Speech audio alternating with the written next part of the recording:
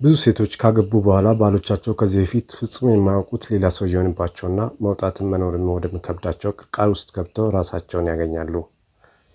በተመሳሳይ መልኩ ወንዶችም ይህ ነገር ይገጥማቸዋል። በሪሌሽንሺፕ ጊዜ የምታውቁት የፍቅር አጋራችሁ የምትወድለት ማንነት ከጋብቻ በኋላ እንደ ጠዋት ጤዛ ያ ማራኪ ማንነቱ ተነው በሌላ እንግዳ አስደንጋጭ ማንነት ተተክተው የምታገኙት ለምን ይመስላችኋል? ያላገባችሁ ወጣቶች እንዲህ ያለ የተገላጦሽ ህይወት ውስጥ ተሸውዳችሁ እንዳትገቡ የፍቅር አጋራችሁ እንዲህ አይነት ሰው መሆኑንና አለመሆኑን ከአሁኑ እንዴት ማወቅ እንደምትችሉ የእነዚህን ሁለት ጥያቄዎችን ምላሽ አሁን በጋራ የምንመለከተው ይሆናል። ሰላም፣ እንዴት ናችሁ? ውድ የየናል ሚዲያ ዩቲዩብ ቻናል አድማጮች፣ በዚህ ቻናል የማቀርብላችሁ ስለ ተቃራኒ ጾታ ሳይኮሎጂና ስለ ሰው ልጅ ውስብስብ ባህሪና ምስጢሮችን በተመለከተ የማቀርብላችሁ ተከታታይ ፕሮግራሞች በየጊዜው ወደ እናንተ እንዲደርሷችሁ ቻናሉን ሰብስክራይብ፣ ላይክ እና ሼር በማድረግና የደወል ምልክቱን በመጫን ቤተሰብ ይሁኑ። ሁለት ተቃራኒ ማንነት ያላቸውን ሰዎች ከሚያሳዩን ባህሪና ከተግባራቸው በቀላሉ ማወቅ የሚቻል ሲሆን ብዙዎች ግን ሲሸወዱ አስተውላችሁ ሊሆን ይችላል። የምንሸወድበት አንደኛው ምክንያት የተቃራኒ ጾታ ፍቅር ስሜትን መቆጣጠር ሲያቅተን ነው። አንድ የተለመደ አባባል አለ። ላቭ ኢዝ ብላይንድ ወይም ፍቅር እውር ነው የሚባል አባባል የመጣው በቀላሉ ስለምንሸወድ እንጂ ፍቅር በራሱ እውር ስለሆነ አይደለም። በየትኛውም መመዘኛ ፍቅር ያበራል እንጂ ጨለማ አይደለም። ነገር ግን ብርሃኑን መቋቋም ሲያቅተን አይኖቻችንን እንጨፍንና ራሳችን በጨፈንነው ፍቅር እውር እናደርገዋለን። እግዚአብሔር ፍቅር ነው። እግዚአብሔር እውነት ነው። ፍቅርና እውነት የአንድ ሳንቲም ሁለት መገለጫዎች ናቸው። ፍቅር እውነትን ይገልጣል፣ እውነትን በፍቅር ይገለጣል። በፍቅር ግንኙነት ጊዜ የፍቅር አጋራችን የውሸት ማንነቱን እያሳየን እንደሆነ የሚገልጡ በርካታ እውነተኛ ምልክቶች ይሰጠናል። ግን እኛ አይኖቻችን ጨፍነን ማየት ያቅተናል። ታዲያ እነዚህን ምልክቶች ማየት እንድንችል በመጀመሪያ ደረጃ ማድረግ ካለብን ቁልፍ እርምጃዎች መካከል አንደኛው ራስን መግዛት ነው። ራስን መግዛት የፍቅር ስሜታችን ከቁጥጥራችን ወጥቶ እንዳያስተን የሚያደርግ ኃይለኛ ልጓም ነው። በሕይወታችን ላይ ከምንወስናቸው ከባድ ውሳኔዎች መካከል ዋነኛውና ግንባር ቀደሙ የትዳር አጋራችን የምንመርጥበት ውሳኔ ነው።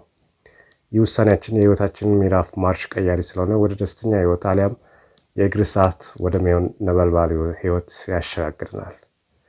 ስለሆነም የፍቅር ስሜታችን እንዳደንዛዥ የውሸት እብደት ወይም ቅዠት ውስጥ እንዳይከተን ራሳችን በመግዛት ረጋ ብሎ ነገሮችን ማጤን ወሳኝ እርምጃ ነው። ይህን ጊዜ ሴት ከሆንሽ በጆሮ የምታምኚውን ነገር በአይንሽ ለማረጋገጥ ፋታ ታገኛለሽ። ወንድ ከሆንክ ደግሞ በአይን የምታያቸው ነገሮች በነጠረ አመክንዮ የማሰላሰል እድል ታገኛለህ። ሴት ልጅ በተፈጥሮ በጆሮዋ የምትሰማቸው ነገሮች ያለምንም ተጨባጭ ማረጋገጫ የሰማችው ነገር የማመንና የመቀበል ተፈጥሯዊ ባህሪዋ በትዳር አጋሯ ምርጫ ላይ አሉታዊ ተጽዕኖ አሳድሮባት አላስፈላጊ ዋጋ እንዳያስከፍላት ከፍተኛ ጥንቃቄ ማድረግ ግዴታ አለባት። የትዳር አጋሪሽ ለማድረግ ስለምትፈልጊው ሰው ማንነት ሌሎች ሰዎች ስለሱ የሚያወሩልሽን ነገርም ሆነ እሱ ራሱ ስለራሱ የሚያወራሽን ነገር መሬት ላይ የወረደ እውነት ስለመሆኑ በቀጥታም ይሁን በተዘዋዋሪ በተለያዩ ዘዴዎች በተጨባጭ ሳታረጋግጪ በደፈናው አትመኝ። በሌሎች ሰዎች ዘንድ እጅግ የተከበረ ሆኖ ሊታይ ትችያለሽ። ይህ ማለት ቤት ውስጥም የተከበረ ነው ማለት አይደለም። ሌሎች ሰዎች ከሱ ጋር የቤት ውስጥ ህይወት የላቸውም። ከውጭ ባዩት ነገር ነው የሚያከብሩት። በብዙ ሰዎች ዘንድ ከበሬታ ያላቸው ግን ደግሞ በሚስቶቻቸው የሚጠሉ በርካታ ሰዎች አሉ። የፍቅር ጓደኛሽን የቤት ውስጥ እውነተኛ ማንነት ምን አይነት እንደሆነ በተወሰነ ደረጃም ቢሆን ትክክለኛ ማረጋገጫ የሚታገኘው ከወላጆቹ ወይም ከእህትና ወንድሞቹ ነው። ከወላጆቹና ከእህትና ወንድሞቹ ጋር ያለው ህይወት በጥብቅ ፍቅር የተሳሰረ ከሆነና በጣም የሚወዱት ከሆነ ይህ ሰው ጤነኛ ነው ማለት ነው። አንዳንዴ ላይሆንም ይችላል።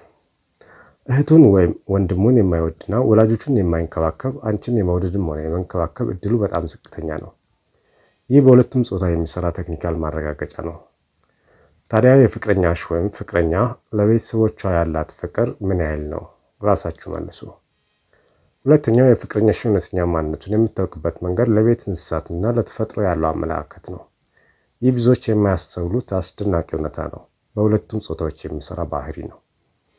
የቤት እንስሳን የሚወዱና የሚንከባከቡ ሰዎች ሆደ ቡቡና የዋህ ልብ እንዳላቸው ይነገራል።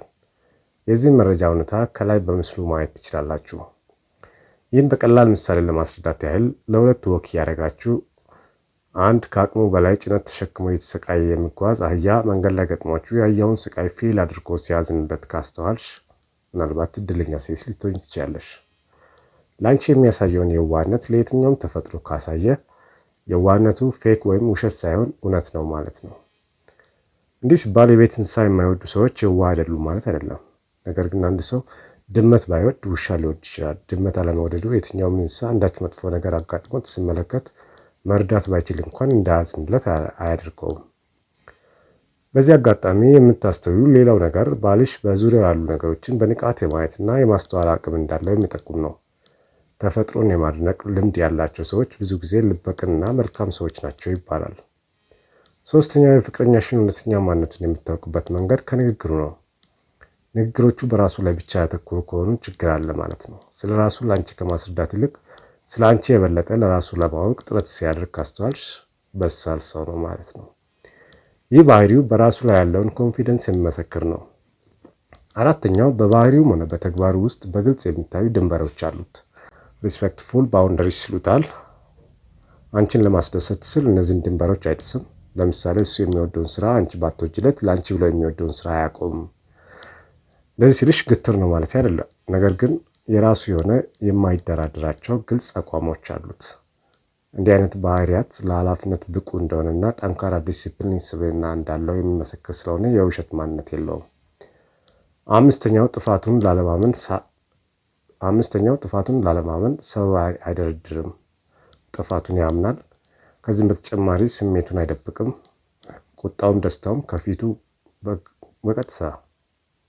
ከፊቱ ገጽታ በግልጽ ማየት ትችላለሽ። ገና እንዳይሽው ምንም ሳይነግርሽ ምን አይነት ስሜት ውስጥ እንደሆነ በቀላሉ የምታውቂው ወንድ የውሸት ወይም ፌክ ማንነት ብዙ ጊዜ ሊኖሩ አይችልም። ደካማ ጎን ካለው ደካማ ጎኑን ከአንቺ ለመደበቅ አይታገልም። ይልቅ ድክመቱን በጥንካሬ ለመተካት ስታገል ታየዋለሽ። ስድስተኛው ኮንሲስተንሲ ይባላል። በፈተናዎች እጅ የማይሰጥ ወጥ ዓላማና ግብ አለው። መሰረታዊ የሆኑ ወጥ ባህሪያት አሉት። ለአንቺ የሚያሳየውን ባህሪ ለቤተሰቦቹም ለጓደኞቹም እሱን ባህሪ ሳይቀይር ያሳያል።